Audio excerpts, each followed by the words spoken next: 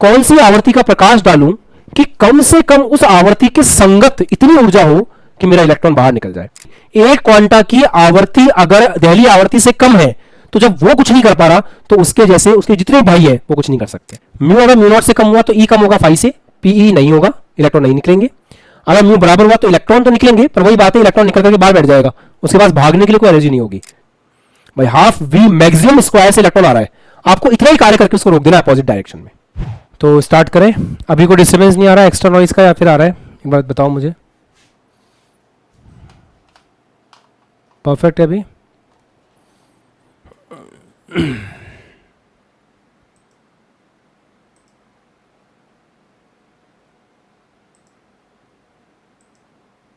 Okay fine, चलो साहब, तो स्टार्ट करते हैं आज की क्लास को। हम लोग लास्ट क्लास में प्लैंक थ्योरी को मोटे मोटे तौर पर डिस्कस कर चुके थे।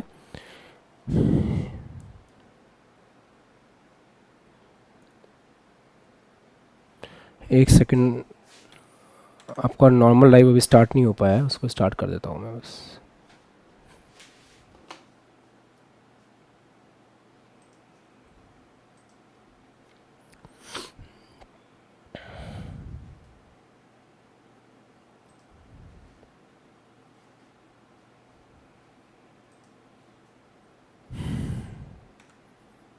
अब ठीक है।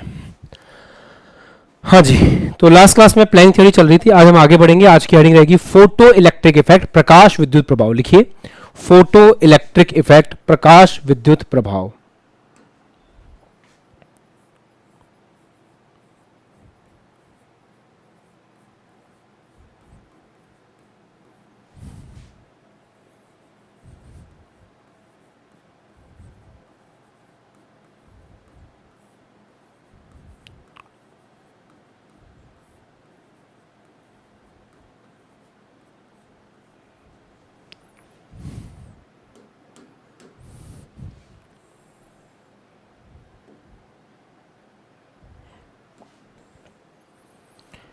गौर से सुनना और समझने की कोशिश करना। आसान है, बट इसका मतलब ये नहीं है कि आप फोकस ना करें, बिकॉज ये टॉपिक फिजिक्स का भी है, टॉपिक केमिस्ट्री का भी है, और जब इससे सवाल पूछा जाता है तो ये बहुत ज़्यादा ऑब्जर्व किया गया है कि सवाल फिजिक्स में भी आएगा, सवाल केमिस्ट्री में भी आएगा, सेम टॉपिक दोनों जगह पे है ना।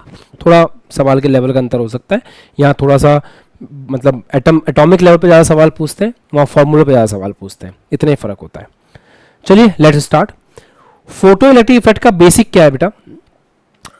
जैसे अब तक आपको ये समझ में आ चुका होगा कि अगर ये एक विद्युत चुंबकीय तरंग है तो इस विद्युत चुंबकीय तरंग में एनर्जी के छोटे छोटे पैकेट्स हैं।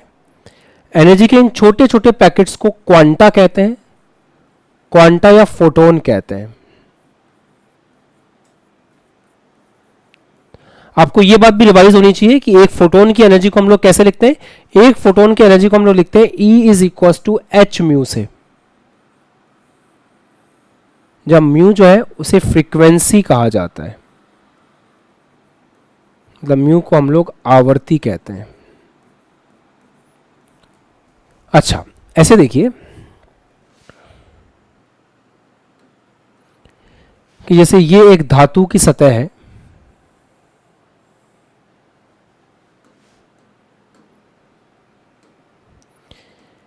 इस धातु की सतह के अंदर अगर आप जाकर के देखेंगे तो हम बात कर सकते हैं, डिस्कस कर सकते हैं कि ये परमाणु है, परमाणु में नाभिक है, नाभिक के चारों तरफ इलेक्ट्रॉन चक्कर लगा रहे हैं। तो नाभिक के चारों तरफ जो इलेक्ट्रॉन चक्कर लगा रहे हैं,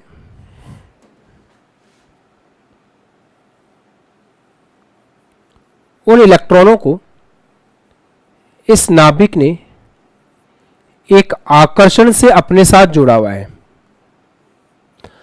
अगर आप इस आकर्षण को हटा दो तो ऑब्वियस सी बात है कि आपका जो नाभिक है उससे आपका इलेक्ट्रॉन छूट करके चला जाएगा। पकड़ रखा है ना, नाभिक ने आपके इलेक्ट्रॉन को पकड़ रखा है, इसलिए वो चिपका हुआ है। अगर आप उसको उस आकर्षण को तोड़ दो तो आपका नाभिक से इलेक्ट्रॉन मुक्त होकर के बाहर निकल जाएगा। सही बात है। अगर हम बाहर से विद्युत चुंबकीय तरंग डालें तो विद्युत चुंबकीय तरंग के अंदर फोटोन होते हैं। फोटोन के पास ऊर्जा होती है। अगर फोटोन की ऊर्जा इस लायक हुई कि वो इलेक्ट्रॉन और नाभिक के बीच की इस मोहब्बत को तोड़ करके इलेक्ट्रॉन को बाहर निकाल करके ले जाए, तो क्या होगा? इलेक्ट्रॉन धातु की सतह को छोड़ देगा। इलेक्ट्रॉन को कम से कम कितनी ऊर्जा चाहिए कि वो नाभिक को छोड़ दे, धातु को छोड़ दे, उसे हम लोग कहते हैं फाई। फाई का मतलब होता है कार्य फलन। तो यहां से जो आप एनर्जी दे रहे हो E, अगर ये एनर्जी E इस फाई से ज्यादा हुई तो क्या होगा? इस फाई से ज्यादा हुई तो होगा इलेक्ट्रॉन का निष्कासन। मतलब इलेक्ट्रॉन बाहर निकलेंगे और इलेक्ट्रॉन के इस निष्कासन को बोलते हैं प्रकाश विद्युत प्रभाव।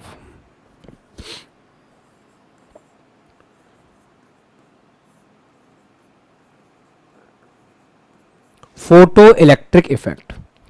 तो अगर कोई डेफिनेशन बोले तो क्या बोलेंगे कि धातु पर उचित आवर्ती का विद्युत चुंबकीय तरंग डालने पर इलेक्ट्रॉन के निष्कासन की प्रक्रिया को अपन आपका प्रकाश विद्युत प्रभाव कहते हैं। ऐसे आप डेफिनेशन बोल सकते हो। Is it fine? क्लियर है सबको डेफिनेशन? अच्छा जी, आगे समझते हैं। अभी समझने का बहुत कुछ, लिखना बाद में।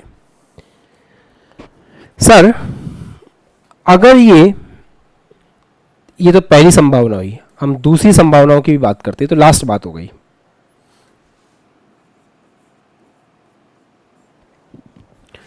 सर जो एनर्जी हम दे रहे हैं अगर वो फाई से कम हुई तो क्या होगा? यार देखो, किसी भी धातु की सतह पर अगर आप विद्युत चुंबकीय तरंग डालो तो उसमें से इलेक्ट्रॉन बाहर निकले, ये हमेशा नहीं होता। हमारे घर वाले, घर में जो लेडीज हैं वो सोना पहनती हैं, सोना पहन के अगर वो मार्केट में जाएं और मार्केट में सूर्य का प्रकाश उनके कानों के ऊपर पड़े, सोने के ऊपर पड़े, है ना योगेश, इलेक्ट्रॉन बाहर निकल जाए। अगर इलेक्ट्रॉन बाहर निकल जाए तो जब घर पे आएंगे तो सोना कम हो चुका होगा। तो अगर ऐसे आप 3-4 बार धूप में निकल गए और शादी विवाह के माहौल में देखा जाए तो सभी औरतों का सोना उड़ जाएगा, पर ऐसा होता नहीं है। क्यों? क्योंकि जो प्रकाश है उस प्रकाश से उतनी ऊर्जा नहीं मिलती है कि सोने का इलेक्ट्रॉन बाहर निकल सके, सोने का परमाणु टूट सके, उतनी ऊर्जा नहीं निकलती। क्यों? क्योंकि हर एक परमाणु का अपना एक कार्य फलन होता है, इसको बोलते हैं वर्क फंक्शन। अगर आपके विद्युत चुंबकीय तरंग की ऊर्जा वर्क फंक्शन से ज्यादा है तभी ऐसा होगा कि इलेक्ट्रॉन बाहर निकले, कम है तो नहीं निकलेगा। तो अगर E इज लेस देन 5 है तो आप कह सकते हो, इसको इंग्लिश में बोलते हैं फोटो इलेक्ट्रिक इफेक्ट, मतलब PEE। तो PEE नहीं होगा। सही है ना? सही है सर। अगर E जो है वो इक्वल टू 5 हो तो क्या होगा? सोचो, अगर E 5 के बराबर हो तो क्या होगा? सर ये तो वही बात हो गई कि इलेक्ट्रॉन को छुड़वा तो लिया पर भगा नहीं सकते। इलेक्ट्रॉन को टूटने के लिए 50 एनर्जी चाहिए थी। पहले वाले केस का मतलब हुआ कि आपने एनर्जी दी 40, तो एनर्जी कम थी इसलिए इलेक्ट्रॉन बाहर नहीं निकल पाया। दूसरे वाले केस का मतलब हुआ एनर्जी 50 चाहिए थी, आपने भी 50 दे दी, इलेक्ट्रॉन बाहर निकल गया, परमाणु से मुक्त हो गया, पर चुपचाप बैठा हुआ है, उसकी काइनेटिक एनर्जी 0 है। अगर मैं आपको बोलूं कि बेटा ट्रेन में बैठ करके चले जाना और ट्रेन का टिकट 50 रुपये है और मैं आपको 50 रुपये दे दूं, तो 50 रुपये देकर के आप ट्रेन में तो बैठ जाओगे, पर क्या कुछ खा पाओगे, पी पाओगे? नथिंग। आपको भूखे ही सफर करना पड़ेगा, क्योंकि 50 रुपये का टिकट था, 50 रुपये आपके पास थे, फंस गए। इलेक्ट्रॉन के साथ भी यही हुआ। अगर E बराबर 5 है तो फोटो इलेक्ट्रिक इफेक्ट तो होगा, फोटो इलेक्ट्रिक इफेक्ट तो होगा, परंतु क्या नहीं होगा? फोटो इलेक्ट्रिक इफेक्ट तो होगा पर इलेक्ट्रॉन भगेगा नहीं, इलेक्ट्रॉन की काइनेटिक एनर्जी 0 होगी। फोटो इलेक्ट्रिक इफेक्ट होगा परंतु इलेक्ट्रॉन की काइनेटिक एनर्जी 0 होगी, चल नहीं पाएगा बेचारा। अच्छा, उसको नाभिक के साथ छुटकारा पाने के लिए 50 रुपये चाहिए थे, मैंने उसको 70 रुपये दे दिए। आपको ट्रेन में बैठ के जाने के लिए 50 रुपये का टिकट चाहिए था, मैंने आपको 100 रुपये दे दिए, 70 रुपये दे दिए। 50 रुपये का टिकट तो आप खर्च कर दोगे, बचे हुए 20 रुपये से आप कुरकुरे खाओगे, सिंपल सी बात है। तो जो इलेक्ट्रॉन था उस इलेक्ट्रॉन को आपने छुड़वा तो दिया, आपने उसको इससे मुक्त तो करवा दिया, पर अब उसके पास काइनेटिक एनर्जी होगी, मतलब इस केस में उसके पास काइनेटिक एनर्जी होगी। इस केस में उसके पास काइनेटिक एनर्जी जीरो नहीं होगी। तो आप बोल सकते हो कि प्रकाश विद्युत प्रभाव होगा तो इसमें भी होगा, इसमें भी, पर इस केस में काइनेटिक एनर्जी भी जीरो नहीं होगी। अच्छा, तो सर फिर हमको एक बात समझ में आई, क्या कि हम जो एनर्जी दे रहे हैं वो एनर्जी दो हिस्सों में जा रही है। एक तो इलेक्ट्रॉन को नाभिक के आतंक से मुक्त कराने के लिए, एक तो इलेक्ट्रॉन को नाभिक के आतंक से मुक्त कराने के लिए, दूसरा उसकी काइनेटिक एनर्जी के रूप में। मतलब ऐसा बोल सकते हैं कि जो एनर्जी हम दे रहे हैं वो एनर्जी दो रूप में जा रही है, 5 + ½ mv², ऐसा। ठीक है, यहां तक हाथ ऊपर करेंगे, परफेक्ट है। अच्छा, समझ आ गया है, गुड। थोड़ा बहुत लिख लो फिर आगे बढ़ते हैं। चलो, बढ़िया बात है। अच्छा, एक चीज ऐसे देखेंगे, ऐसे ऑब्जर्व करो बेटा कि ये नाभिक है, ये इलेक्ट्रॉन है। इस इलेक्ट्रॉन को यहां से हटने के लिए जो कम से कम ऊर्जा चाहिए, जितनी मिनिमम से मिनिमम एनर्जी इसको चाहिए यहां से हटने के लिए, वो है कार्यफल। मान लो इस कार्यफल को कैसे लिखते हैं, आप ऐसे देखो कि आप ऊर्जा किस रूप में दे रहे हो, किस रूप में दे रहे हो ऊर्जा। सर हम ऊर्जा दे रहे हैं विद्युत चुंबकीय तरंग के रूप में। अच्छा, विद्युत चुंबकीय तरंग में ऊर्जा किस रूप में है। सर विद्युत चुंबकीय तरंग में ऊर्जा फोटोन के रूप में है, पैकेट। अच्छा, पैकेट की ऊर्जा को कैसे लिखते हैं। सर h × म्यू के बराबर लिखते हैं। ओके, तो अगर हम आवर्ती के रूप में सोचें तो हर एक परमाणु को एक निश्चित आवर्ती का प्रकाश चाहिए होगा, जिसके क्वांटा से, जिसके एनर्जी पैकेट से उसको इतनी ऊर्जा मिल सके कि वो अपने नाभिक का घर छोड़ दे।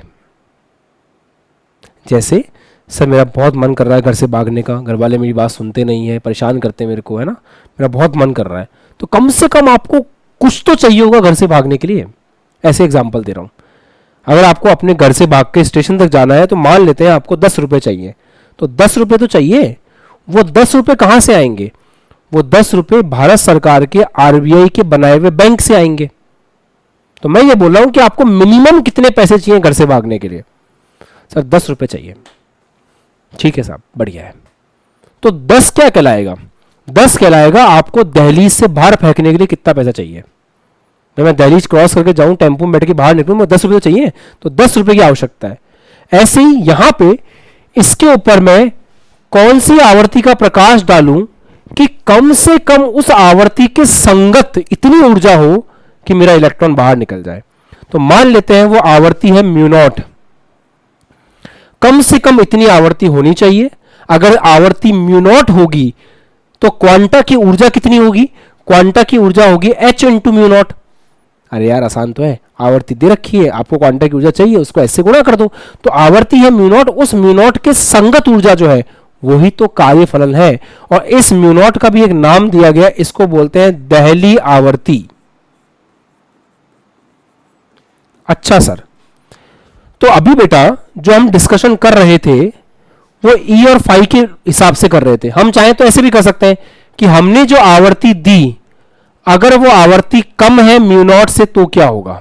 सोचो, जो आवर्ती मैंने दी EMW की, अगर वो आवर्ती μ0 से कम है तो इसको जब S से गुणा करोगे तो जो ऊर्जा आएगी वो h × μ0 से कम आएगी।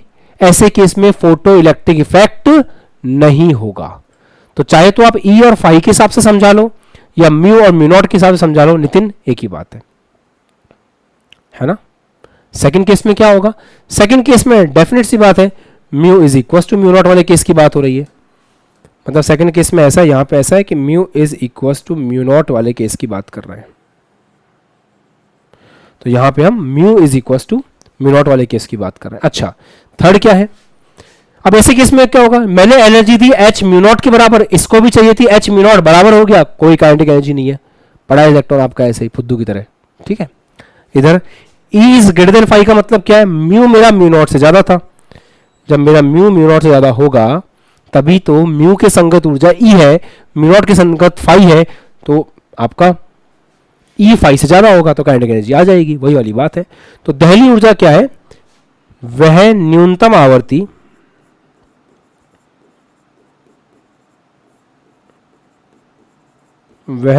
आवर्ती जिसका प्रकाश डालने पर या जिसकी EMW डालने पर इलेक्ट्रॉन का निष्कासन हो।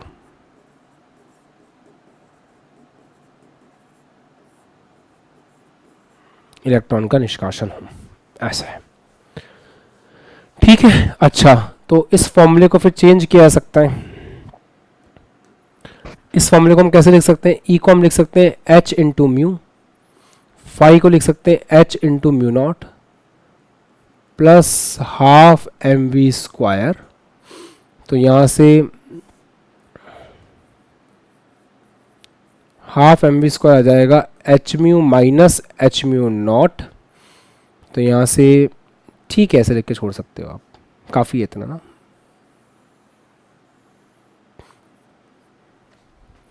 इस तरीके से फॉर्मूला आपको याद रखना है।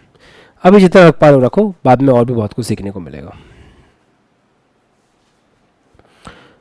मतलब आप समझ गए ना, ये केस 1 है अपना, ये केस 2 है अपना, ये केस 3 है अपना।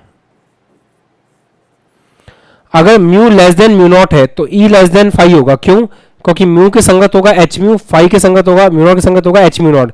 तो अगर म्यू म्यू नॉट से कम है तो एच म्यू नॉट से कम होगा, फोटो इलेक्ट्रिक इफेक्ट नहीं हो पाएगा। बराबर है तो हो पाएगा, ज़्यादा है तो अच्छे से होगा, इलेक्ट्रॉन का निष्कासन भी होगा, मतलब यहाँ भी होगा। आप कह सकते हो कि प्रकाश विद्युत प्रभाव तो यहाँ भी होगा,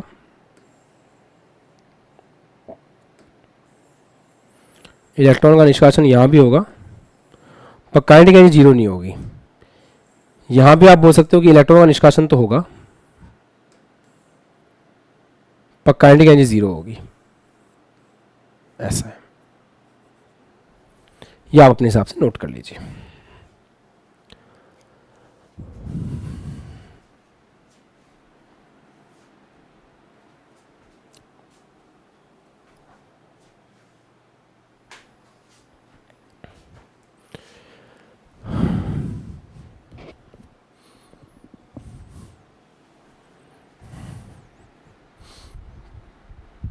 मोटी मोटी सारी बातें अपने इस पेज पे कवर करने की कोशिश की है।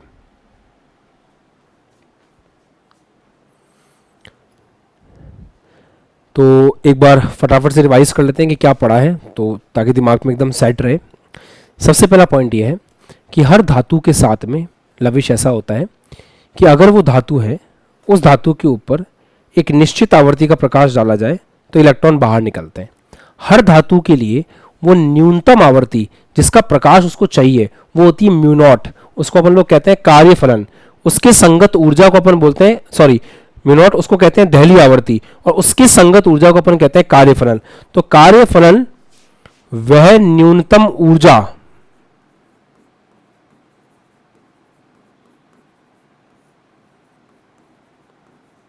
यह है, वह न्यूनतम आवर्ती, वह न्यूनतम ऊर्जा जो इलेक्ट्रॉन को मुक्त कराने के लिए आवश्यक है।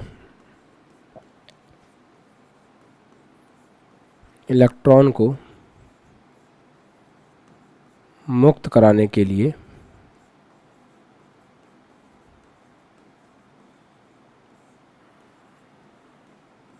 आवश्यक है।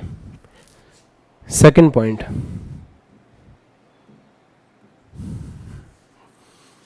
वर्क फंक्शन, या फिर इसको ऐसे भी बोल सकते हो, दहली आवर्ती के संगत ऊर्जा।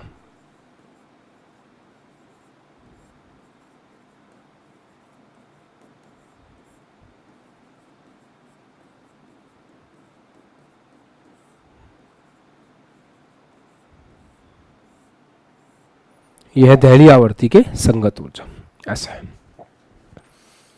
ठीक है, तो अगर इस ऊर्जा से मतलब आपकी देखो ये एक ही बात है, आप ऐसे लिखो चाहे ऐसे लिखो, आप ऐसे लिखो चाहे ऐसे लिखो, आप ऐसे लिखो चाहे ऐसे लिखो, म्यू अगर म्यू नॉट से कम हुआ तो ई कम होगा फाई से, पीई नहीं होगा, इलेक्ट्रॉन नहीं निकलेंगे। अगर म्यू बराबर हुआ तो इलेक्ट्रॉन तो निकलेंगे, पर वही बात है इलेक्ट्रॉन निकल करके बाहर बैठ जाएगा, उसके पास भागने के लिए कोई एनर्जी नहीं होगी, है ना, भाग नहीं पाएगा, राइट। 10 रुपये दूंगा तो कहाँ जाओगे, हाँ 50 रुपये दूंगा तो 10 रुपये का टिकट लोगे, 40 रुपये का कुछ करोगे, वापस से वो एग्जाम्पल दे रहा हूँ, अच्छा एग्जाम्पल है वो।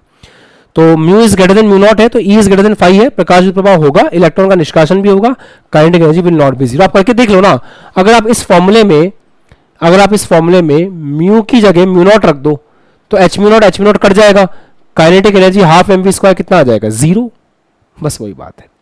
अच्छा लिख लिया सबने, नहीं लिखा है कुछ तो लिख लो, फिर आगे नेक्स्ट पॉइंट पे चलते हैं।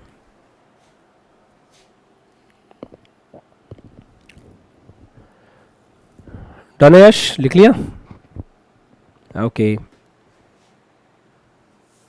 नेक्स्ट पॉइंट समझेंगे, तीव्रता का प्रभाव देखते हैं। अब आपको समझ में आया कि क्वांटा लेक्चर्स का नाम क्वांटा लेक्चर्स कैसे पड़ा, जैसे फोटोन जो होते हैं उनके पास अपनी एक एनर्जी होती है और वो सही आवर्ती के होंगे तो इलेक्ट्रॉन निकाल सकते हैं, इसलिए अगर तुम सही तरीके से पढ़ोगे तुम्हारा सिलेक्शन हो सकता है, बस तरीका सही होना चाहिए पढ़ने का। अगर तरीका खराब है तो कुछ नहीं होगा, जैसे मैं समझाता हूं, अब अच्छे समझ में आएगा आपको। अगर mu is less than mu naught है, ठीक, मतलब ये एक दीवार है जिसको तोड़ना है। मान लो तुम्हारा जेई का एग्जाम है जिसको तुमको क्रैक करना है, नीट का एग्जाम है जिसको तुम्हें क्रैक करना है। अब मजे की बात पता है क्या है, नीट का एग्जाम क्रैक करने के लिए एक निश्चित आवर्ती से पढ़ाई करनी पड़ती है, फ्रीक्वेंसी। रोज के 100 सवाल करने तो करने, रोज के 50 सवाल करने तो करने, एक सब्जेक्ट में बायोलॉजी में 50 करने तो करने, फिजिक्स में 25 करने तो करने, रेगुलर 10 घंटे पढ़ना है तो पढ़ना है। तो हमारी आवर्ती म्यू नॉट से कम है, मतलब हम डेली के कम सवाल कर रहे हैं, मतलब फोटो इलेक्ट्रिक इफेक्ट नहीं होगा।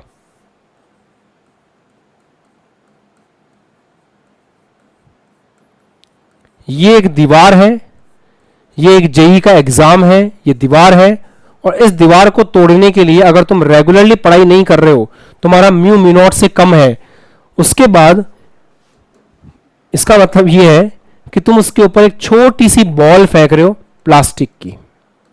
ये दीवार है और इस दीवार के ऊपर तुम एक प्लास्टिक की बॉल फेंक रहे हो, इस उम्मीद में कि तुम इस दीवार को तोड़ दोगे और तुम्हारा सिलेक्शन हो जाएगा। इस उम्मीद में तुम लोग क्या कर रहे हो, ऐसा काम कर रहे हो। क्या लगता है सिलेक्शन होगा? क्योंकि mu is less than mu naught है तो आपकी गेंद में इतनी शक्ति है ही नहीं कि आपका सिलेक्शन हो सके। मतलब आपके कम क्वेश्चन करने से, मेहनत कम करने से सिलेक्शन होने के चांस कम है। नहीं सर, ऐसा थोड़ी होता है। कोई बात नहीं, मैं अभी 25 सवाल कर रहा हूं, कोई दिक्कत नहीं है। मैं ऐसा करूंगा जब एग्जाम टाइम आएगा तब ज्यादा सवाल कर लूंगा। तो एग्जाम टाइम आने के आसपास 3-4 महीने पहले ज्यादा सवाल करने का मतलब क्या हुआ, एक प्लास्टिक की बॉल की जगह बहुत सारी प्लास्टिक की बॉल मारना। अगर तुम्हारी बॉल ही प्लास्टिक की है, तुम्हें पढ़ने की आदत ही नहीं है, तुम प्लास्टिक की कितनी ही बॉल मार लो, क्या दीवार टूटेगी? नहीं टूटेगी। तो लास्ट के 3 महीने में कितना ही पढ़ लेना, सिलेक्शन नहीं होगा, क्योंकि तुम्हारी बॉल ही प्लास्टिक की है। तुमने शुरुआत से काम किया ही नहीं है, तुम्हारे कंसेप्ट क्लियर है ही नहीं। पक्का? इसको बोलते हैं तीव्रता बढ़ाना। तो अगर mu less than mu naught है, फोटो इलेक्ट्रिक इफेक्ट नहीं हो रहा है, आप तीव्रता बढ़ाओगे तो तीव्रता बढ़ाने से भी कुछ नहीं होगा। एग्जाम के लास्ट के 4 महीने 3 महीने में जान लगा देना अपनी, कुछ नहीं होगा। जेई के फर्स्ट अटेम्प्ट के अंदर तुम्हारे जितने मार्क्स आएंगे, जेई के सेकंड अटेम्प्ट में भी लगभग उतने ही आएंगे। बहुत कुछ नहीं बदलने वाला। अगर 80 आए तो अगली बार 81 आ जाएंगे, 82 आ जाएंगे, इतना ही होगा, बस कुछ नहीं बदलेगा। अच्छा जी, दूसरा केस, अगर mu is greater than mu not हुआ, मतलब जो बच्चा अभी सिंसियरिटी से हर एक बात फॉलो कर रहा है, हर एक क्लास अटेंड कर रहा है, जैसा बोल रहे हैं वैसा कर रहा है, जितनी बार रिवाइज करा रहा है उतनी बार रिवीजन कर रहा है, कैप्सूल बुक के सवाल कर रहा है, सब कुछ कर रहा है, मतलब फोटो इलेक्ट्रिक इफेक्ट हो रहा है। मतलब इस दीवार को तोड़ने के लिए आप तोप के गोले का प्रयोग कर रहे हो।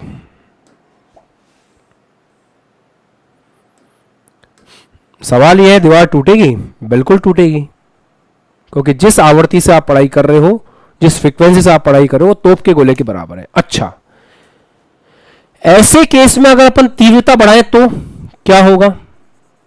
अगर सर मैं शुरुआत में तो भयंकर पढ़ाई कर ही रहा हूं, बाद में अगर मैं लास्ट की 3 महीने बहुत ज्यादा मेहनत करूं तो क्या होगा? तो ये सोचो, अगर इस दीवार के ऊपर मैं 4-5 गोले एक साथ फायर कर दूं तो क्या होगा? इस दीवार का चूरा चूरा हो जाएगा। मतलब ऐसे केस में इलेक्ट्रॉन का निष्कासन बढ़ जाएगा। जहां पहले एक कैनन एक इलेक्ट्रॉन बाहर निकाल पा रही थी, अब 4 है तो 4 इलेक्ट्रॉन बाहर निकाल पाएंगे। फोटो इलेक्ट्रिक इफेक्ट भी होगा, और इस बार तीव्रता से फोटो, क्योंकि तीव्रता बढ़ाने से क्या होगा? तीव्रता बढ़ाने से, मैं एक स्टेप और लिखता हूं तो मैं बेहतर समझ में आएगा। तीव्रता बढ़ाने से क्या होता है? फोटोनों की संख्या बढ़ती है। मतलब वो बच्चा जो शुरुआत से बहुत ज्यादा मेहनत कर रहा था, जिसके फोटोन में इतना दम था कि वो सवाल बनाता था, अगर वो लास्ट में और ज्यादा सवाल बनाएगा तो उसकी रैंक इंप्रूव होगी। पर ऐसा एक फुद्दू सा बच्चा जो स्टार्टिंग में बिल्कुल मेहनत नहीं कर रहा है, लास्ट में वो भले ही कितनी मेहनत कर ले, वो प्लास्टिक की बॉल की तरह दीवार से बछीड़े खाता रहेगा, बट उसके सिलेक्शन होने के चांस ऐसा है। तो तीव्रता भी तब काम करती है जब आपकी आवृत्ति सही है। इसलिए क्वांटा लेक्चर्स की इंपॉर्टेंस का ये मीनिंग है। बहुत सोच समझ के नाम रखा गया है, बहुत सोच समझ के नाम रखा गया है ना। तो क्या सीखा? अगर आवृत्ति दहली आवृत्ति से कम है, फिर हम तीव्रता बढ़ाते हैं। तीव्रता बढ़ाने का मतलब वही है, फोटोनों की संख्या बढ़ाते हैं। पर एक गधे लेके आओ चाहे 10 गधे लेके आओ, घोड़े थोड़ी बन सकते हैं। तो आप फोटोनों की संख्या कितनी बढ़ा लो, प्लास्टिक की बॉलें कितनी फेंक लो, कुछ नहीं होगा। ऐसे केस में तीव्रता बढ़ाने से भी कुछ नहीं होगा। पर हां, अगर आपकी आवृत्ति दहली आवृत्ति से ज्यादा है, फोटो इलेक्ट्रिक इफेक्ट हो रहा है, और फिर आप तीव्रता बढ़ाओगे तो चूराचूर हो जाएगा और निकलने वाले इलेक्ट्रॉनों की संख्या बढ़ेगी। कैसे? सुनना बेटा, जैसे यहां का फोटोन जाके इलेक्ट्रॉन निकाल सकता है, एक फोटोन एक इलेक्ट्रॉन निकालेगा। आप तीव्रता बढ़ाओगे, 4 फोटोन जाएंगे, 4 इलेक्ट्रॉन निकलेंगे, 5 जाएंगे, 5 निकलेंगे, 6 जाएंगे, 6 निकलेंगे, 7 जाएंगे, 7 निकलेंगे। है कि नहीं? सर यहां ऐसा क्यों नहीं हो रहा? आप समझ रहे हो इसका लॉजिक क्या है? देखो, यह धातु की सतह है। एक बार में इससे जो एक बार में मिल करके बात कर सकता है वो है फोटोन, वो है क्वांटा।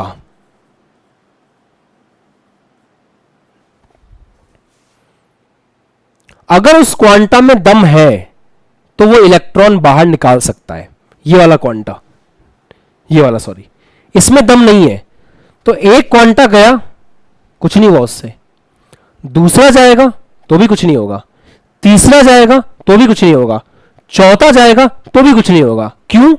ऐसा नहीं होता कि सारे क्वांटा मिलकर के काम करेंगे, नहीं।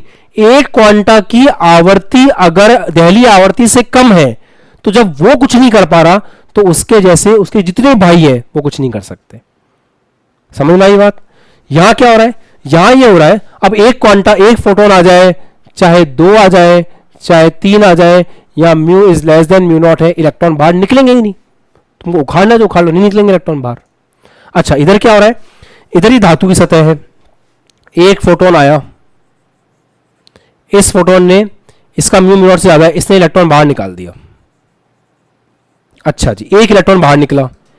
दूसरा फोटोन आया, अब वो दूसरा इलेक्ट्रॉन बाहर निकाल देगा। तीसरा आएगा, वो तीसरा इलेक्ट्रॉन बाहर निकाल देगा। मतलब इस केस में इलेक्ट्रॉन बाहर निकल रहे हैं, तो जितने ज्यादा फोटोन आएंगे उतने इलेक्ट्रॉन निकलते जाएंगे। तो यहां संख्या बढ़ाने से कोई फायदा नहीं है। यहां संख्या बढ़ाने से हमें निष्कासित इलेक्ट्रॉनों की संख्या ज्यादा मिलेगी। मतलब यहां पे इलेक्ट्रॉन का निष्कासन ज्यादा होगा, मतलब निष्कासित इलेक्ट्रॉनों की संख्या ज्यादा होगी।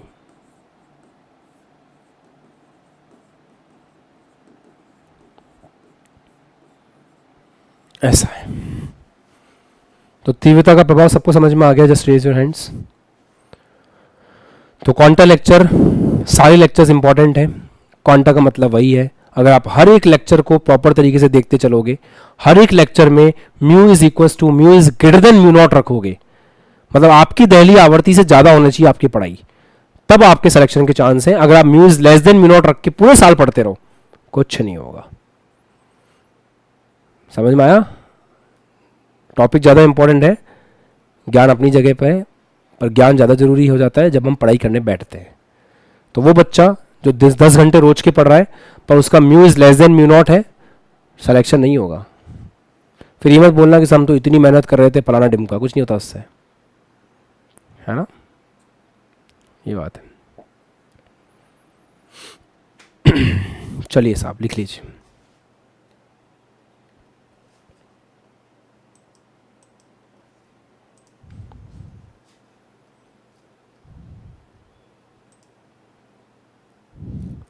और कुछ बच्चों को देख रहा हूँ मैं, फुग्गे की तरह फूल रहे हो तुम लोग, थोड़ा सा एक्सरसाइज भी कर लिया करो, है ना? केवल खा के पढ़ने का काम नहीं है।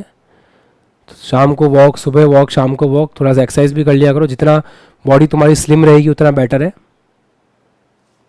ना? पानी बताइए, खा खा के जिंदा हो रहे हो तुम लोग, थोड़ा सा वजन कम करो अपना।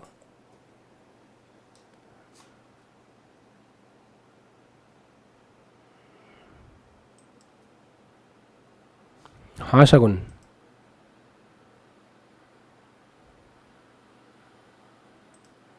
करो अनम्यूट, बोलो कुछ बोलना है। अनम्यूट करो बेटा खुद को पहले। हाँ अब बोलो। Hello sir. हाँ बोलो। सर मुझे तो कुछ कहना नहीं है, बट मेरा एक दोस्त है फ्रेंड, उसे आपसे बात करनी है। किस बारे में? यही पढ़ाई के बारे में सर। उसके मार्क्स कम आए और उसके पेरेंट्स बहुत ही बहुत प्रेशर में से डाल रहे हैं और वो बहुत मतलब बहुत अच्छा फील नहीं कर रहा है। आप ठीक बात है, कर लीजिए इसमें। एक काम करना, आप मेरे नंबर जो टेलीग्राम पे है ना, मुझे नंबर शेयर कर दो यार। यहीं पे है, क्या नाम है? यहीं पर है सर, यहीं पर है। कौन है? प्रिंस सिंह। प्रिंस। क्या हो गया प्रिंस, क्यों परेशान हो रहे हो? रुको, अच्छा बात तो की थी अपन ने पहले लास्ट क्लास में। हाँ प्रिंस, क्या हो गया? सर मैं नहीं, कोई और। कोई और? मैसेज कर लो एक बार, हाँ मैसेज कर लो, क्लास के बाद बात कर लूँगा पक्का। ठीक है, अरे लोड नहीं लेना यार। देखो एक बात समझो, पेरेंट्स को एक बात समझाओ कि जो कुछ भी हुआ मैंने पूरी मेहनत की थी, आगे भी मैं पूरी मेहनत करने के लिए तैयार हूँ। अब जो होगा, वो जो होना था वो हो गया, जो मेरे हाथ में वो मैं बेस्ट कर रहा हूँ, है ना? जो मेरे हाथ में वो मैं बेस्ट कर रहा हूँ। एक मिनट। हाँ प्रिंस। Hello sir. क्या हो गया? सर मैंने अभी बोर्ड एग्जाम दिए थे ना सर, तो सर मेरे मार्क्स थोड़े कम आए हैं ना। कितने आए हैं? सर पेरेंट्स सर 318 आए हैं। 375 चाहिए जेई के लिए, ऐसा? हाँ जी सर, बट सर मैं एससी से हूँ तो सर 65% चाहिए, 63 बन रही है मेरी। तो आप वो भर दो यार, इसको अपना स्क्रूटनी भर दो एक दो सब्जेक्ट के अंदर, तो अगर मार्क्स इंप्रूव हो जाते हैं तो बेटर है। बट सर पता है कि मैं सर पढ़ना चाहता हूँ डेली, है ना? तो सर जब मैं पढ़ने बैठता हूँ तो सर पिताजी मम्मा सब लोग कहते हैं कि तेरे मार्क्स कम आए हैं, तो थोड़ा फोर्स करते हैं, प्रेशर आता है सर, हालत खराब हो जाती है डेली। सर गांव वाले भी रोज कहते हैं कि मतलब तू अच्छा लड़का था, तूने मतलब बहुत सारी बातें करते हैं सर।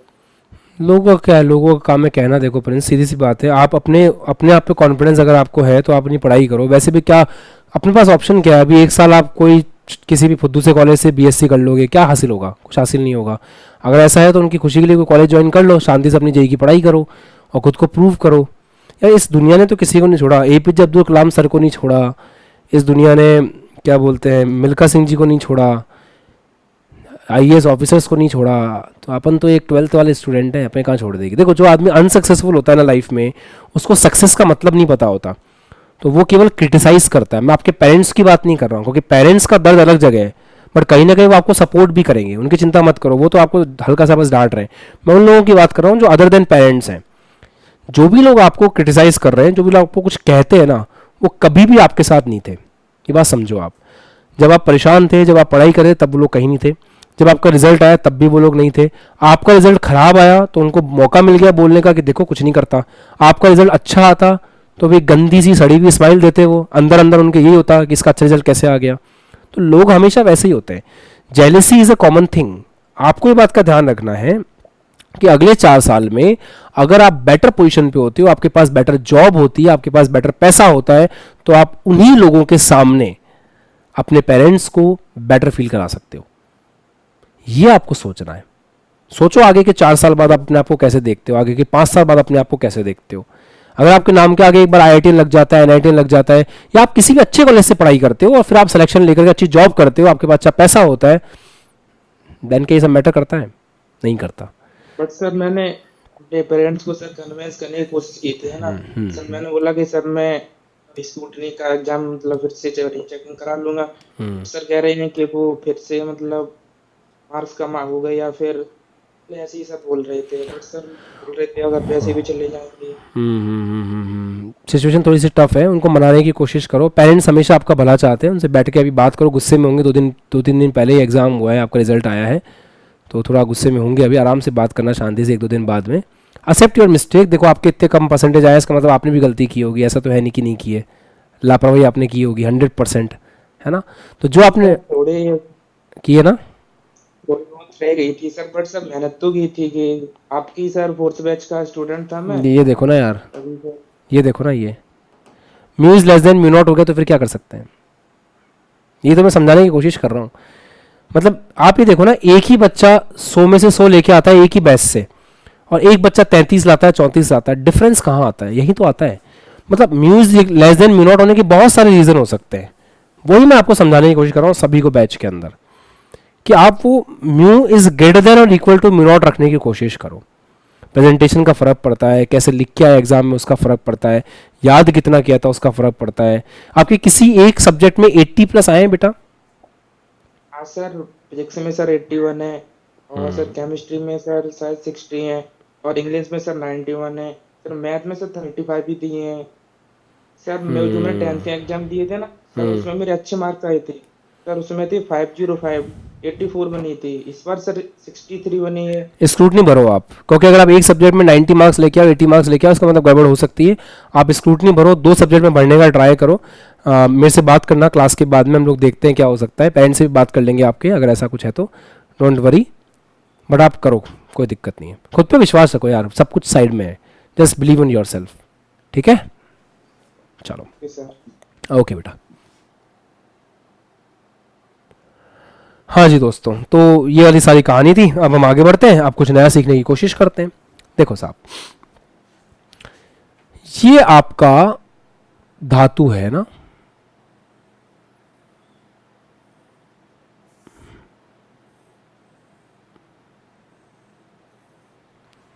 इस धातु पर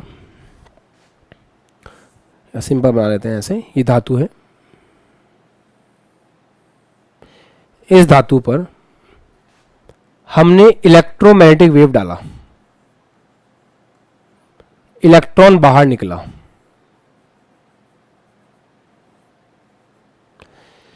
क्या आप इस इलेक्ट्रॉन को रोक सकते हो क्या बाहर आने से? क्या आप इस इलेक्ट्रॉन को रोक सकते हो क्या बाहर आने से? सोचो सर, क्यों नहीं रोक सकते? अगर हम इस तरफ एक नेगेटिव पोटेंशियल पैदा कर दें, मैं पूरा सर्किट नहीं बना रहा, बस ये बता रहा हूं कि हमने एक नेगेटिव पोटेंशियल पैदा कर दिया इस तरफ, तो ये नेगेटिव पोटेंशियल क्या करेगा? ये नेगेटिव पोटेंशियल इस इलेक्ट्रॉन की काइनेटिक एनर्जी को खा जाएगा। जो इसकी काइनेटिक एनर्जी है ना, 12 mv², इस 12 mv² को खा जाएगा। ये इसके ऊपर इतना कार्य करेगा रिवर्स डायरेक्शन में कि ये इसकी काइनेटिक एनर्जी को खा जाएगा। मैं आपको एक और तरीके से समझाता हूं। देखो, हुआ क्या, ये चैम्बर है, ध्यान सुनना, लिखना बंद कर देना, बिल्कुल अच्छी चीज है ये, सीख गए तो मजा आ जाएगा। ये चैम्बर है, यहां पे आपका रखा हुआ है धातु, मेटल, यहां से अपन विद्युत चुंबकीय तरंग डाल रहे हैं। अच्छा बेटा, जो इलेक्ट्रॉन बाहर निकलेंगे क्या उन सबकी एनर्जी सेम होती है क्या? देखते हैं। ये धातु है, बहुत इंटरेस्टिंग पॉइंट्स होते हैं इसमें, और अभी मैं आपको सब कुछ कवर नहीं कर सकता क्योंकि फिजिक्स में भी काफी कुछ है बताने के लिए, तो मैं यहां जितना मैक्सिमम हो सकता है कवर कर रहा हूं केमिस्ट्री के हिसाब से। सुनना ध्यान से, ये धातु है, ये धातु की सतह के इलेक्ट्रॉन है, ये धातु के अंदर के इलेक्ट्रॉन है, ये धातु के अंदर के इलेक्ट्रॉन है, ये और अंदर के इलेक्ट्रॉन है।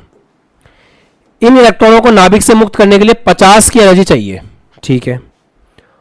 मैंने 70 एनर्जी दी,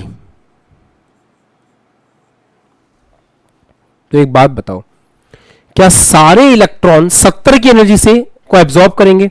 आप बोलोगे सर 70 में से 50 तो इनकी खराब हो गई नाभिक से पीछा छुड़वाने में, 20 बन जाएगी काइनेटिक एनर्जी। तो आपको क्या लगता है ये 20 की 20 पूरी तरह से काइनेटिक एनर्जी में कन्वर्ट हो जाएगी क्या? 100% नहीं होगी। क्यों? सोचना, ये जो इलेक्ट्रॉन यहां पर है ये 50 एनर्जी नाभिक को देगा, 20 एनर्जी से बाहर आ जाएगा, तो इसकी एनर्जी होगी 20। जो इलेक्ट्रॉन यहां पर है 50 एनर्जी नाभिक को देगा, उसके बाद उसको ऊपर आना है, टकराते भिड़ते लड़ते भिड़ते हुए बाहर निकलेगा। मान लो 5 एनर्जी का नुकसान यहां पे हो गया, तो कितनी एनर्जी से बाहर निकला? 15 से। तो उसकी काइनेटिक एनर्जी कितनी हुई? 15। जो इसके अंदर का इलेक्ट्रॉन है 50 एनर्जी उसने दे दी अपने पड़ोसी को, नाभिक को, कि दुखी मत कर मुझे, फ्री कर दिया उसने। अब ये भिड़ते लड़ते भिड़ते लड़ते भिड़ते लड़ते भिड़ते बाहर निकला, 10 एनर्जी का नुकसान हो गया, ये बाहर आ पाया 10 एनर्जी से। तो यहां से जो इलेक्ट्रॉन निकलते हैं ना ऐसे, मतलब धातु के ऊपर आपने इलेक्ट्रोमैग्नेटिक वेव डाली और mu is greater than mu naught है, जो इलेक्ट्रॉन निकले, ये मत सोचना कि हर एक इलेक्ट्रॉन की वेलोसिटी सेम होती है, हर एक इलेक्ट्रॉन सेम वेग से निकलेगा, नहीं, क्योंकि अंदर भी तो नुकसान है। गेट खोलते ही सबसे पहला इलेक्ट्रॉन जो है, जो सबसे ऊपर बैठा हुआ है, वो पूरे खर्चे से बाहर आएगा, पूरी कैटेगरी से बाहर आएगा, बाकी सबका नुकसान हो सकता है, लड़ते भिड़ते बाहर आते हैं। तो सर फिर आपने यहां पे ऐसे क्यों लिखा हाफ mv स्क्वायर? गलत है ये। यहां पे लिखना चाहिए कि जो इलेक्ट्रॉन मैक्सिमम स्पीड से बाहर आ रहा है हम उसकी बात कर रहे हैं, जो इलेक्ट्रॉन मैक्सिमम स्पीड से बाहर आ रहा है हम उसकी बात कर रहे हैं, क्योंकि सब इस काइनेटिक एनर्जी से बाहर नहीं आ सकते, अंदर भी नुकसान होता है। तो वो उस समय पढ़ा था तो आप लोग चितभंगी हो जाते हैं, इसलिए मैंने उस समय नहीं बताया, अभी बताया आपको, ठीक है, कि काइनेटिक एनर्जी कौन सी वाली है? मैक्सिमम वाली है, मतलब जो इलेक्ट्रॉन मैक्सिमम स्पीड से आ रहा है वो उस फॉर्मूले के हिसाब से सही है। डन है दोस्तों, पक्का? अब जो सिखाने वाला ज्यादा इंपॉर्टेंट है, ये इलेक्ट्रॉन मैंने गैलोनोमीटर लगाया, गैलोनोमीटर समझते हो, जो करंट को माप सकता है। तो ये इलेक्ट्रॉन क्या है, यहां से यहां तक पहुंचे, जब ये इलेक्ट्रॉन यहां से यहां तक पहुंचे, इन्होंने करंट प्रवाहित करी। करंट प्रवाहित करने को क्या बोलते हैं? इलेक्ट्रिसिटी। इलेक्ट्रिसिटी कैसे आई? फोटोन के आने से इलेक्ट्रॉन बाहर निकले जिससे इलेक्ट्रिसिटी आई, तो इसलिए इसको बोलते हैं फोटो इलेक्ट्रिक इफेक्ट। आप इतनी देर से सोच रहे थे ना कि इसमें इलेक्ट्रिक शब्द का उपयोग क्यों हो रहा है, क्योंकि अगर मैं सर्किट को पूरा कर दूं तो ये जो इलेक्ट्रॉन है जो ऐसे घूम रहे हैं ये सर्किट में जाकर के करंट पैदा करेंगे। That's why they are called as बेटा फोटो इलेक्ट्रिक इफेक्ट, प्रकाश विद्युत प्रभाव, प्रकाश के कारण विद्युत के पैदा होने का प्रभाव। और इस करंट को जो यहां पे आई है ना, इस करंट को, अब बेटा इलेक्ट्रॉन ऐसे आ रहे हैं तो करंट अपोजिट चलेगी ऐसे, इस करंट को फोटो करंट कहते हैं, मतलब इससे करंट बनती है, उस करंट का नाम है फोटो करंट। सर हिंदी में क्या है? फोटोधारा।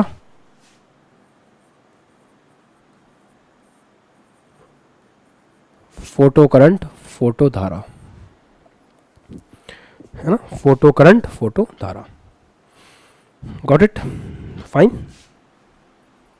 कोई दिक्कत नहीं, कोई परेशानी, कोई समस्या नहीं, मस्त एकदम। अच्छा आगे बात करते हैं। मैं इस फोटो करंट को रोकना चाहता हूं, मैं नहीं चाहता कि इलेक्ट्रॉन वहां तक पहुंच करके धारा पैदा करे, मुझे बर्दाश्त नहीं हो रहा, मैं चाहता हूं कि इलेक्ट्रॉन रुक जाए। अच्छा, तो आपको किस इलेक्ट्रॉन को रोकना है? जो इलेक्ट्रॉन मैक्सिमम काइनेटिक एनर्जी लेकर के आ रहा है, जिसका V मैक्सिमम है, उसको आपको रोकना पड़ेगा, उसको आपको रोकना है। जो इलेक्ट्रॉन सामने से मैक्सिमम एनर्जी से आ रहा है ना, उसको रोक दो। अगर उसको रोक दिया आपने, करंट की डायरेक्शन मैंने फिर से गलत बना दी, करंट की डायरेक्शन ऐसी होगी। हाँ, जो मैक्सिमम स्पीड से आ रहा है, अगर उसको रोक दिया जाए तो बात बन जाएगी। वो रुक गया तो उसके पीछे के सब तो रुक ही जाएंगे वैभव, सही बात है ना। अच्छा, कैसे रोकें? काम करना पड़ेगा, एनर्जी के खिलाफ आपको काम करना पड़ेगा। तो यहां पे काम करने के लिए हमने नेगेटिव बैटरी ऐसे लगा दी, ये बैटरी लगा दी अपन ने ऐसे, तो यहां हो गया नेगेटिव पोटेंशियल। मान लो वो पोटेंशियल अपन ने लगाया V0, तो हमने ऐसे V0 पोटेंशियल लगा दिया। क्या आपको पता है कि विभवांतर बराबर होता है कार्य डिवाइड बाय आवेश, सेकंड चैप्टर फिजिक्स का, याद है आपको? अटल बैच के बच्चों को अब ये भी पढ़ा है, आशा बैच वालों को पता है कि कार्य विभवांतर बराबर कार्य बटा आवेश। तो विभवांतर बराबर कार्य बटा आवेश। तो कार्य कितना हुआ? विभवांतर इंटू आवेश। अच्छा, किसको रोकना चाहते हो? सर, इलेक्ट्रॉन को। अच्छा, किस विभवांतर से रोकना चाहते हो? V0 से। तो कार्य कितना करना पड़ेगा? V0 इंटू ई। तो जो आपकी इलेक्ट्रॉन की गतिज ऊर्जा है हाफ mv², अगर आपने इसके बराबर कार्य कर डाला तो इलेक्ट्रॉन को रोक दोगे आप। भाई हाफ V मैक्सिमम स्क्वायर से इलेक्ट्रॉन आ रहा है, आपको इतना ही कार्य करके उसको रोक देना अपोजिट डायरेक्शन में। बात खत्म। हेलो, हेलो का बदला हाय होता है, हाय, ठीक है, समझ आ गया? जय किशन जी, क्लियर है? मतलब बस इसमें एक बात का ध्यान रखना, ये V है वेग और ये V0 है विभवांतर। और किस इलेक्ट्रॉन की बात हो रही है? जिसके पास मैक्सिमम काइनेटिक एनर्जी है। इस V0 को बोलते हैं रोकने वाला विभवांतर, तो इसको कहते हैं निरोधी विभवांतर या निरोधी विभव, स्टॉपिंग पोटेंशियल कहते हैं इसको स्टॉपिंग पोटेंशियल के नाम से जानते हैं। लिख लो फिर और कार्य बात करेंगे इसके बारे में ना। फॉर्मूला याद रखना है आपको बस ये कि इलेक्ट्रॉन को रोकना है तो कार्य करो, कार्य कितना करना पड़ेगा? जितना उसकी काइनेटिक एनर्जी उसके बराबर कार्य कर दो। अब हम कुछ ग्राफ देखेंगे, चलिए कुछ ग्राफ देख लेते हैं, ध्यान से देखिएगा। हम एक ग्राफ बनाएंगे काइनेटिक एनर्जी और आवर्ती के बीच में, ठीक है?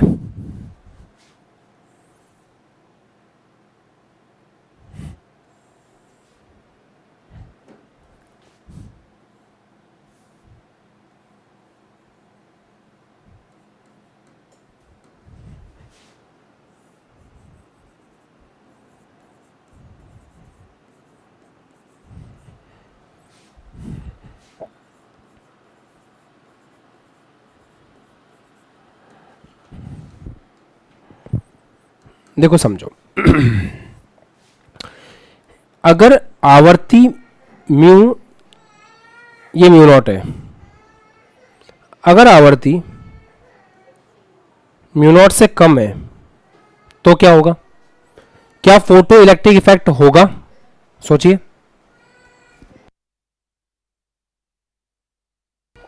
तो अगर म्यू इज लेस देन म्यू0 है तो आपको क्या लगता है? कोई फोटो इलेक्ट्रिक इफेक्ट नहीं होगा? या सिंपल सी बात है ना, काइनेटिक एनर्जी बराबर है एच म्यू माइनस एच म्यू0, पहली चीज। दूसरा, जब तक म्यू इज लेस देन म्यू0 होगा फोटो इलेक्ट्रिक इफेक्ट होना ही नहीं है, तो फोटो इलेक्ट्रिक इफेक्ट नहीं होना है तो काइनेटिक एनर्जी रहेगी 0। म्यू इज म्यू0 के बाद फोटो इलेक्ट्रिक इफेक्ट होगा। और फिर आप सोचो, वही वाली बात है, अब एक बार म्यू इज इक्वल टू म्यू0 हो गया तब क्या होगा? तब काइनेटिक एनर्जी 0 होगी। अच्छा, तो जब म्यू इज इक्वल टू म्यू0 है तब भी काइनेटिक एनर्जी जीरो है, मतलब इस पॉइंट पर भी काइनेटिक एनर्जी जीरो ही है, क्योंकि mu is equal to mu naught पे बेटा काइनेटिक एनर्जी कितनी होती है, जीरो होती है। अब नेक्स्ट केस, जब mu is greater than mu not होगा, जब mu is greater than mu not होगा तो काइनेटिक एनर्जी बढ़ना शुरू होगी। देखो जैसे जैसे ये म्यू इस म्यू नॉट से बड़ा होता जाएगा, वैसे वैसे बड़ी संख्या में से छोटी संख्या, ये तो फिक्स है, ये तो फिक्स है। अब जैसे जैसे ये बढ़ता जाएगा वैसे वैसे काइनेटिक एनर्जी भी बढ़ती जाएगी। तो अब जैसे जैसे म्यू बढ़ेगा आगे, वैसे वैसे काइनेटिक एनर्जी भी बढ़ेगी। तो ग्राफ कुछ ऐसा रहने वाला है। पक्का? अच्छा एक बात बताओ,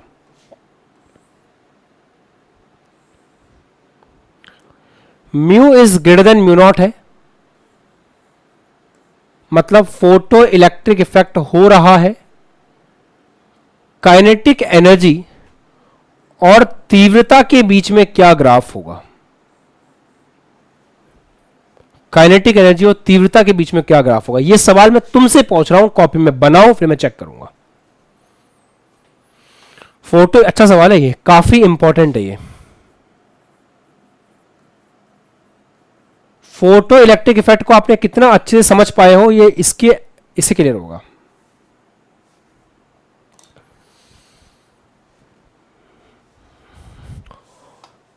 यस युवांक, सर कांस्टेंट रहेगा। कांस्टेंट रहेगा, क्यों? सर क्योंकि तीव्रता पर मतलब कि निर्भर नहीं करता है ना काइनेटिक एनर्जी। किस पे निर्भर नहीं करता है? तीव्रता पे निर्भर नहीं करता है। अच्छा यस सर। ठीक है।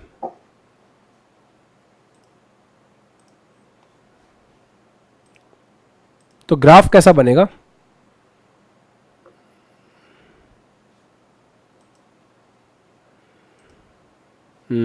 ठीक है। देखो बेटा यहां पे आ जाओ, इधर देखो, तुम्हें कंफ्यूजन हो सकता है, सबको इसे समझा रहा हूं, वापस देखो ध्यान से। ये धातु की सतह है, धातु छोटा वाला तू, ठीक है। तोप का गोला गिरा, एक फोटोन आके टकराया, फोटोन की ऊर्जा दहलीज से ज्यादा थी, इलेक्ट्रॉन बाहर निकला। इस इलेक्ट्रॉन की काइनेटिक एनर्जी का फॉर्मूला क्या होगा? H mu minus H mu not, जो कि एक फोटोन पर निर्भर है। अच्छा तो मान लेते हैं काइनेटिक एनर्जी मैक्सिमम ये निकल करके आई हाफ mv²। तीव्रता बढ़ाने का मतलब क्या होता है? तीव्रता बढ़ाने का मतलब ये नहीं होता है कि मैं म्यू को चेंज कर दूंगा। तीव्रता बढ़ाने का मतलब होता है मैं ज्यादा से ज्यादा फोटोन डालूंगा। जहां पहले एक आ रहा था, 2, 3, 4 ऐसे फोटोन आएंगे। तो जहां पहले एक इलेक्ट्रॉन निकल रहा था, अब वहां पे 4 इलेक्ट्रॉन निकलेंगे। पर जब 4 इलेक्ट्रॉन निकलेंगे तो चारों इलेक्ट्रॉन की काइनेटिक एनर्जी सेम होगी, क्योंकि जब पहला वाला फोटोन आके टकराएगा तो ये वाला फॉर्मूला लगेगा, इसके हिसाब से इलेक्ट्रॉन की काइनेटिक एनर्जी बनेगी। दूसरा टकराएगा, वापस से फॉर्मूला लगेगा, इसके हिसाब से होगा। तीसरा, चौथा। क्या जब मैं क्वांटम लेक्चर में पढ़ा रहा हूं तो क्या मैं ऐसा कर रहा हूं कि किसी एक बच्चे को ज्यादा पढ़ा रहा हूं, किसी एक बच्चे को कम पढ़ा रहा हूं? नहीं ना, सब बच्चे सेम पढ़ाई कर रहे हैं। तो क्वांटा सबके लिए सेम है, क्वांटा में चेंज नहीं आता। चेंज किस में आता है? जो बच्चा जितने number of quantum lecture attend करेगा वो उतना सिस्टमेटिक पढ़ाई करेगा, उसका स्कोर उतना अच्छा आएगा। अगर क्वांटा 1 आया तो नंबर ऑफ इलेक्ट्रॉन 1 निकलेगा, 2 आया 2, 3 आए 3, 4 आए 4। तीव्रता बढ़ाने का मतलब होता है फोटोन की संख्या बढ़ाना। फोटोन की संख्या बढ़ाने का मतलब होता है निष्कासित इलेक्ट्रॉनों की संख्या बढ़ना। पर एक इलेक्ट्रॉन की गतिज ऊर्जा की बात की जाए तो वो तो वही है। गतिज ऊर्जा एक इलेक्ट्रॉन के लिए परिभाषित है बेटा। तो गतिज ऊर्जा में कोई परिवर्तन नहीं होगा, इलेक्ट्रॉन का निष्कासन होगा, निष्कासित इलेक्ट्रॉनों की संख्या बढ़ेगी। आप लिख सकते हैं मैक्सिमम काइनेटिक एनर्जीज पर कोई प्रभाव नहीं पड़ेगा, केवल इलेक्ट्रॉनों की संख्या बढ़ जाएगी। बहुत बारीक बारीक पॉइंट है इस टॉपिक में, है ना। तो mu is greater than mu naught पे क्या होगा? फोटो इलेक्ट्रिक इफेक्ट होगा। तीव्रता बढ़ाने पे फोटोनों की संख्या बढ़ेगी तो इलेक्ट्रॉन का निष्कासन बढ़ेगा, निष्कासित इलेक्ट्रॉन की संख्या बढ़ेगी। पर जो मैक्सिमम काइनेटिक एनर्जी उस पर कोई फर्क नहीं पड़ेगा, क्योंकि उसमें चेंज आ ही नहीं सकता। Is that clear to all of you? Just raise your hands. अर्थात कुछ भी हो जाए काइनेटिक एनर्जी वही रहेगी, मतलब मैक्सिमम काइनेटिक एनर्जी वही रहेगी, जो मैक्सिमम काइनेटिक एनर्जी है वो वही रहेगी, उस पर किसी प्रकार का कोई फर्क नहीं पड़ने वाला, there will be no change. हाँ, अगर यही ग्राफ ऐसे बनवाता,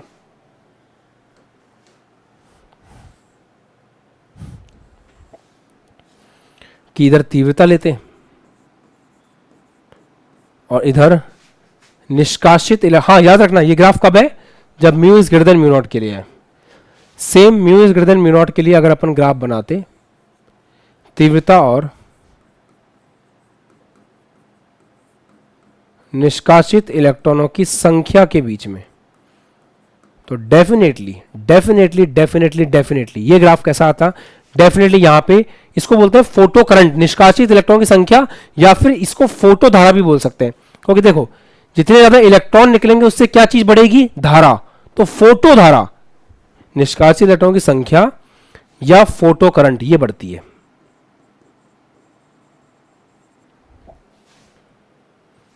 आप अगर फोटो धारा लेंगे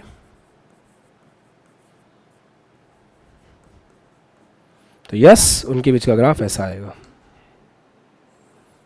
this will be the graph. Clear all of you?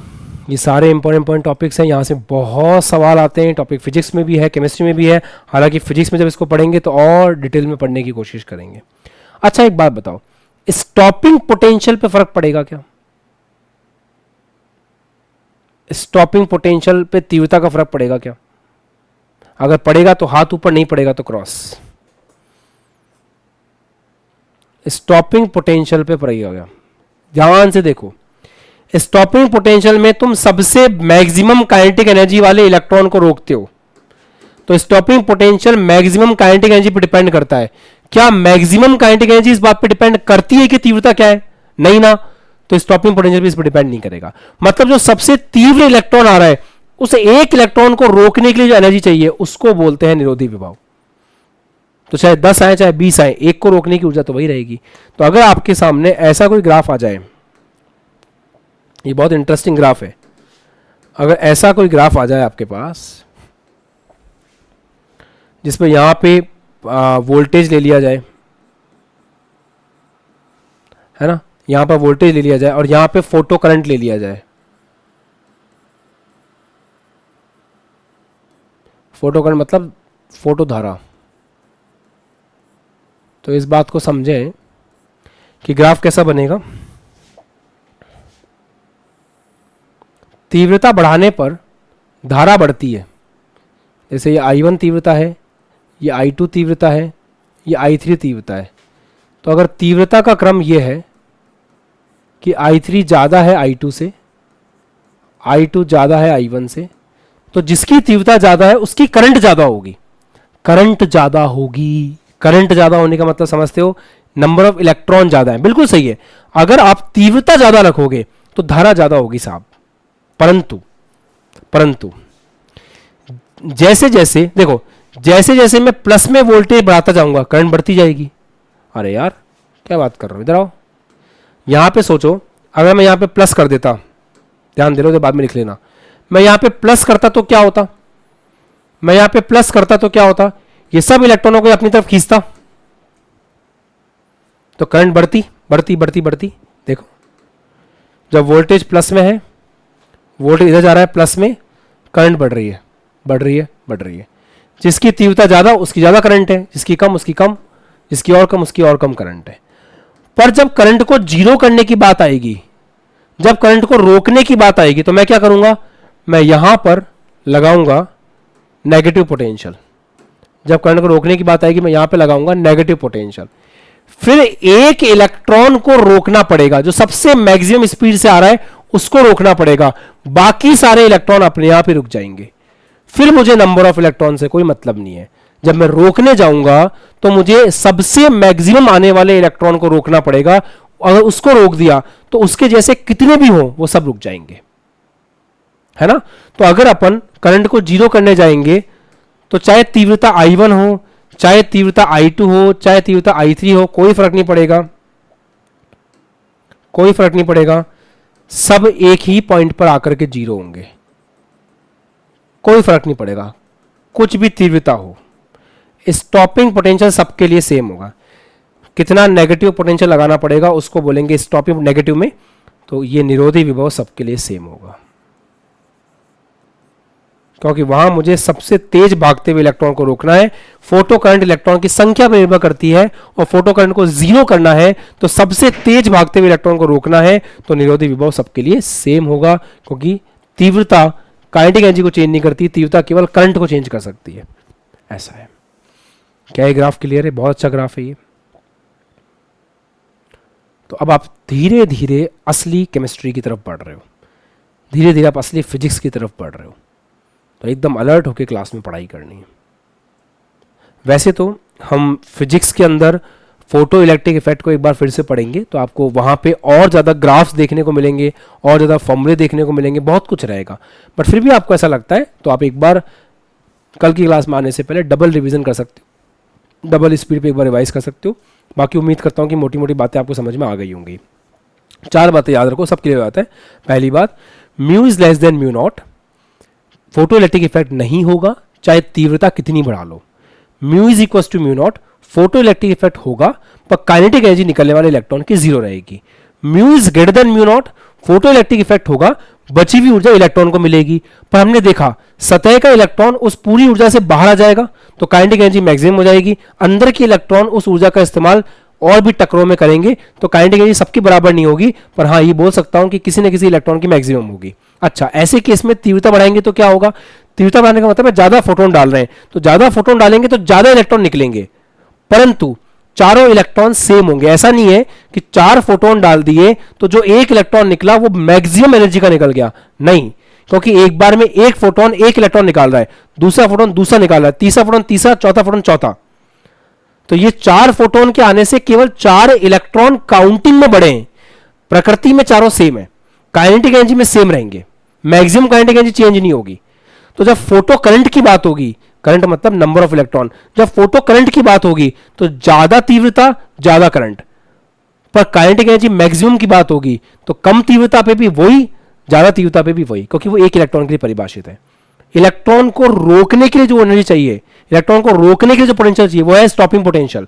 Stopping potential केवल मैक्सिमम काइनेटिक एनर्जी पर डिपेंड करता है, तो 1 हो चाहे 4 हो, मैक्सिमम पे डिपेंड करेगा। तो 1-4 से उसको फर्क नहीं पड़ेगा, इसलिए 1-4 से उसको फर्क नहीं पड़ा। परंतु I1 I2 I3 को बढ़ाने पर फोटो करंट में फर्क पड़ा। जो तीव्रता ज्यादा थी मतलब 4 इलेक्ट्रॉन थे या 3 थे या 2 थे, ऐसा बोल सकते हो। तो 4 हो चाहे 3 हो चाहे 2 हो, रोकने के लिए सबके लिए सेम। क्यों? क्योंकि रोकने की जब बात आती है तो एक इलेक्ट्रॉन को रोकना पड़ता है, ऐसा है, उसके साथ सब रुक जाएंगे, है ना। और फोटो करंट का सीन क्या है? फोटो करंट कब बढ़ती है? फोटो करंट बढ़ती है आपकी तीव्रता के साथ में। काइनेटिक एनर्जी मैक्सिमम तीव्रता के साथ में नहीं बढ़ती है, और ये नहीं बढ़ती इसलिए स्टॉपिंग पोटेंशियल भी सेम रहता है। ये सारे इंपॉर्टेंट पॉइंट है जिसको आपको आज की क्लास में समझना भी था, पढ़ना भी था, रिवाइज भी करना था। अब कैप्सूल बुक के सवाल भी लगाना इसके प्रति, बन जाएंगे। चलिए ठीक है बेटा, बाय बाय।